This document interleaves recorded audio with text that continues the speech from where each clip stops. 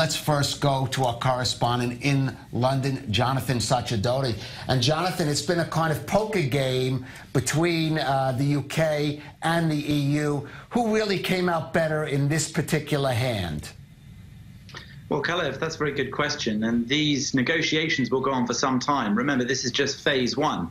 Of course, in all negotiations, it's key that all parties can move away and say they won in some way. And that's what Theresa May wanted here. She looks very weak in the UK, especially after that snap election she called, hoping to return herself to power with an increased majority, but instead making her dependent on the DUP, a Northern Irish party, for her majority in the House of Commons. And they proved to be the people who threw a spanner in the works just moments before this deal was due to be signed a few days ago. So now with those details, as we've described just previously in the report, Theresa May can say that she has achieved something important. She has got the Irish Republic, the DUP in Northern Ireland, the EU in general, and Great Britain to agree terms that can now go on and be approved in full and hopefully move forward to stage two. Owen, I want to bring you into this discussion as we continue to talk with Jonathan as well. Just a few days ago, Theresa May had to call off the deal, specifically because Northern Ireland became a breaking point. What changed in this very brief time?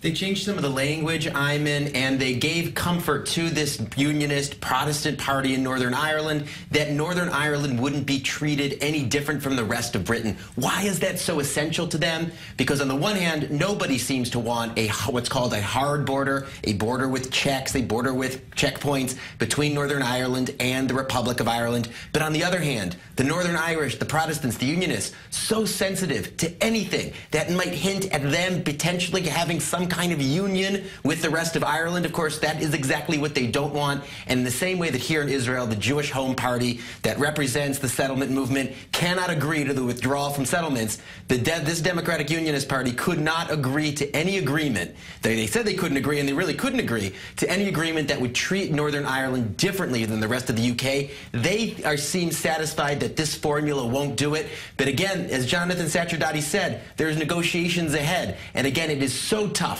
to have a situation where on the one hand there is no hard border, and on the other hand there's a real British break with the European Union. It's really a needle that Theresa May found it hard to thread. She seems to have done it in this round, but again, what will happen in that final deal?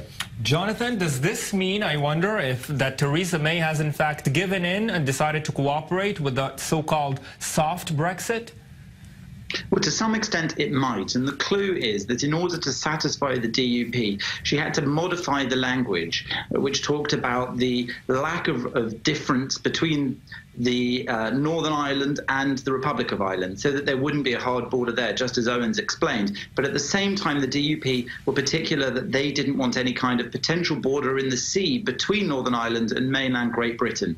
So what this has done is lay some potential landmines for the next stage of negotiations. When negotiating the trade deal, she's now going to have to find a way that the UK can stay in some sort of alignment with European Union regulations in order that Northern Ireland doesn't have any difference between themselves and Great Britain. Sounds confusing? That's because it is. They're trying to negotiate in quite a short period of time some very complex terms of trade, customs, and the membership or otherwise of the European Union's markets. So this is all to play for, still ahead, and Theresa May have got through this round of the negotiation, but that's only going to have made things harder in the future with those accusations of her giving in to soft Brexit as well from some of the more hardline Brexiteers, even in her own party. And right, and an important point to mention, and Jonathan Sacerdoti mentioned it, if the Democratic Unionist Party, if this Northern Irish Party is not happy with the terms of the deal, they can bring down Theresa May's government.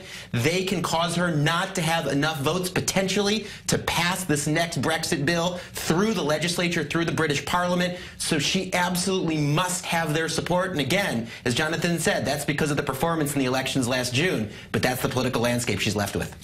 Jonathan, it seems like the UK is having a bit of, I would say, Brexit heartburn here. There was certainly the pro-Brexit forces were sort of celebratory after the vote, but it looks like people are finding out this is going to be one messy and costly divorce for the UK.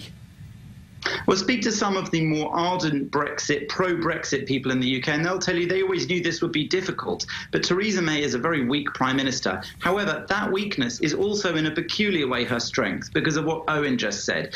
She has to stay in power in order to keep Jeremy Corbyn out of power. And one thing that the DUP does want also is for that to happen. They don't want a Labour Party under Jeremy Corbyn to be in power either. And many people recognise that that might be even worse for Brexit, with doubts about Mr Corbyn's ability to lead a government that could successfully take Britain out of the EU, something that his party has now committed to as well in light of the referendum result that saw the British public vote to leave the EU. So Mrs May looking weakened, but still hanging on past her due date, some would say, past her sell-by date, and somehow managing to keep going on these negotiations. Now, Jonathan, we heard some very crucial points being agreed upon today. Northern Ireland, that hard border, UK and EU citizens retaining their rights, and of course, who will foot the bill. So what's next in these negotiations? And is there anything that's likely to still make it very hard to move with Brexit negotiations to the next level?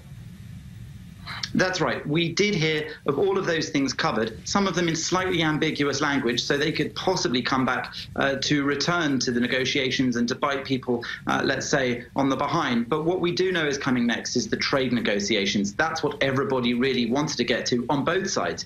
Both sides want to work out how Britain will continue to trade with the EU. Both sides want a favourable deal, but the EU also doesn't want to make it look too easy for countries to leave that union. If they do, who knows which other countries might decide that they too would prefer to regain some of their sovereignty whilst maintaining favourable trade deals with the EU. To that end, Theresa May will be pushing for some sort of harmonisation between the UK and the EU so that they can keep on trading without tariffs. But those people who say that she should still be willing to walk away with, quote, no deal, are effectively saying that Britain could one day be trading on World Trade Organization rules, and that would see large tariffs imposed for trade both ways, something that she will want to avoid. Jonathan Sacerdoti joining us from London. Jonathan, thank you.